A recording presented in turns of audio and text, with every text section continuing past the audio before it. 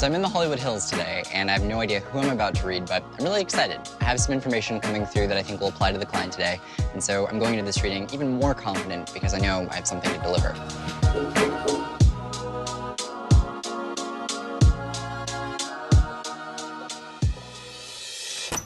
Nancy Grace! No way! Oh my God, it's so wonderful to meet you. Likewise. Oh my gosh. I'm a little overwhelmed. That's okay. Thank you for having me. Thank you. Oh my gosh, this is wonderful. This has like made my life. Like, you don't know.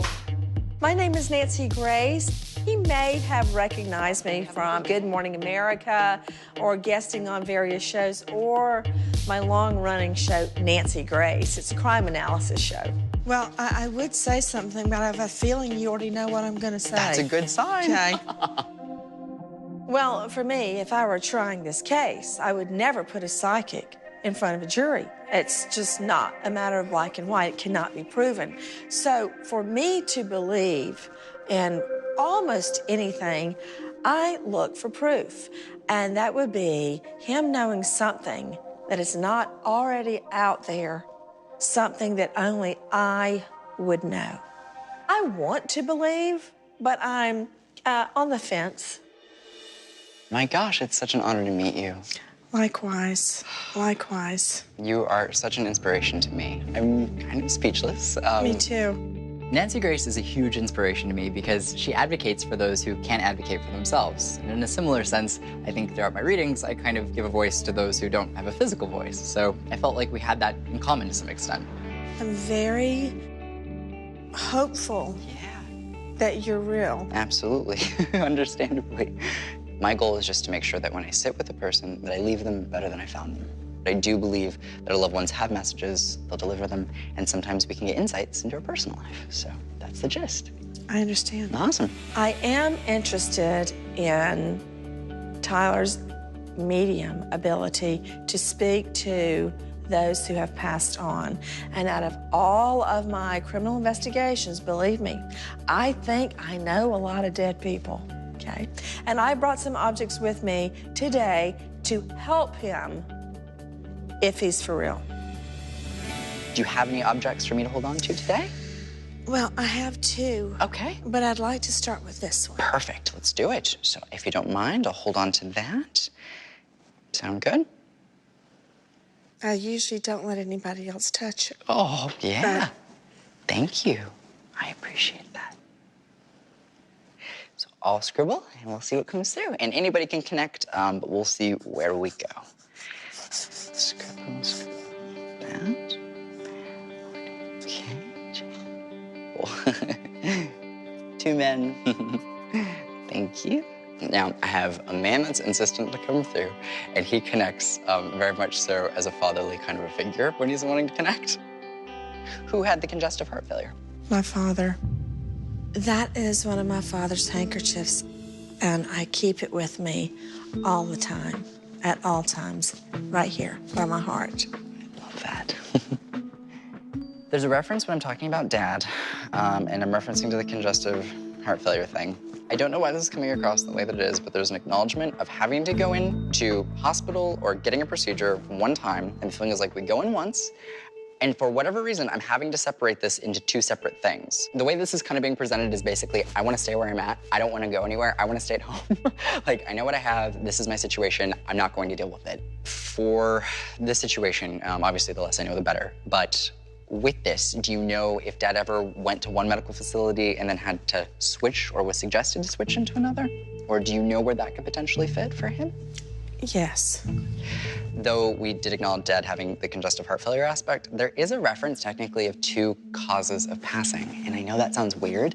Like, we get diagnosed with one thing and then another contributing underlying factor is actually what actually kind of contributes to us ultimately making our transition. He did pass away of congestive heart failure, but the real intervening cause is that because of his heart problem in the hospital, he suddenly had kidney failure. Interesting. And that, they say, was the real cause of his death. To make his kidney work, they flushed his body with fluid. Right. And it made the congestive heart much worse. Much, much worse. And I've always felt that it was my fault because I single-handedly made him go because I didn't want to lose him.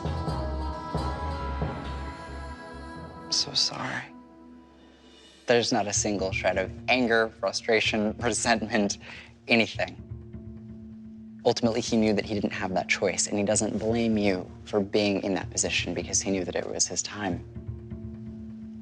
And I believe that when it's our time, as hard as it is for me to process or rationalize or come to terms with, he acknowledges that it just fundamentally was his time.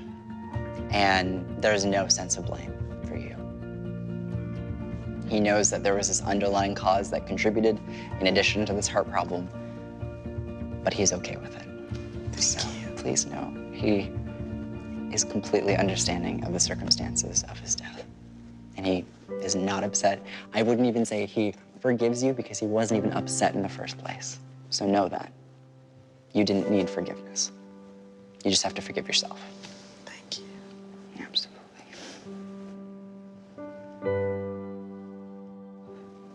Thank you for being so open about such an incredibly difficult part of your life. It was awful. My father did not want to go to the hospital. He didn't even want to go. Never been discussed, and I've always blamed myself for insisting that he go to the doctor. But it was encouraging to me the possibility that my father believes it was time for him to pass on and that he is okay with that. Okay. Thank you. The other energy that I'm wanting to connect with, and this is more of a feeling that's being connected to this other person, but the feeling is like tragedy, tragedy, tragedy. And I don't know what this is, but there's a feeling of a situation getting out of hand and not going how it was intended to originally go. This doesn't look like I was supposed to die that day. The feeling is I don't even necessarily get the strongest impression of someone like seeking someone out and like, oh, I'm going to take your life. There's a feeling of something goes wrong, and I don't know why this feeling of something goes wrong, like that wasn't the original plan. It really comes through as a feeling of, I know that this is for my, like, money, or this comes across more so as like a robbery that ends up being like a homicide. I'm sure you're referring to my fiance who was murdered, we think, as a mugging. I'm not really sure why. Right. I've never known. I'm so sorry.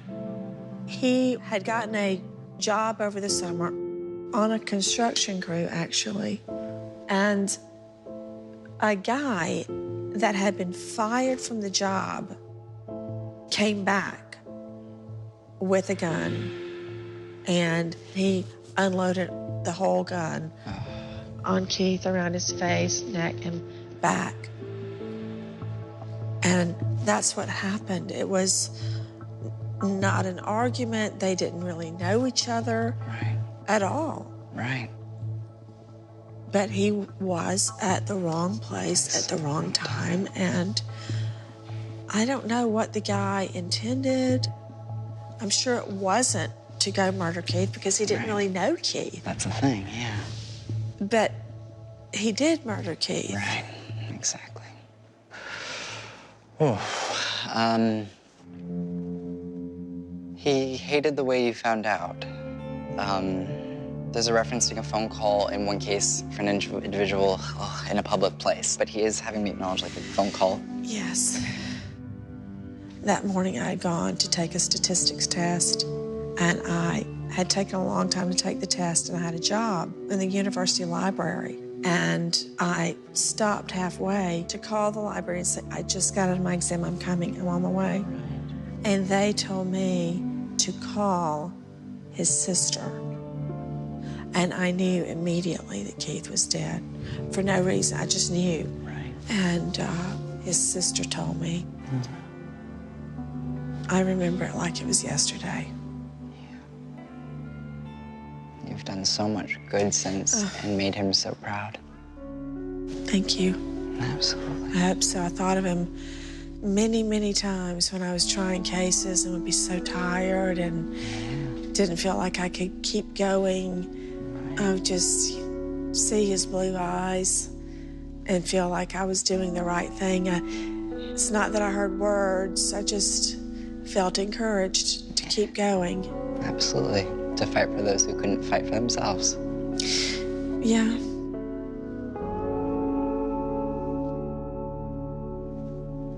He's having me bring up finding handwriting after. And the feeling is like we're going through these things, but he actually wrote you a letter or wrote you a note. Wow. That is incredible. And he's wanting it to be known that after he passed away, he wanted you to be able to look at this, go back to this, be able to pull it out, and be able to read this because this has significance to him, but it's in a very loving context. Do you have any letters or notes saved of his? Yes. Oh. I brought this with me today, and before I brought it in here, I took it out of its envelope. Right. So there would not be any writing on the outside. And I have a wooden box that I keep Keith's letters in. And before I came to you, I just picked one up without reading which one it was. So this is a letter from Keith, and it says, "Dearest Nancy, it is Monday night, and I only left this morning, and already it feels like a month. I'm writing to tell you we had such a wonderful weekend. I'm glad I stayed there through Sunday." So sweet. "Please remember, I will love you forever and always, sweetheart. Love, Keith."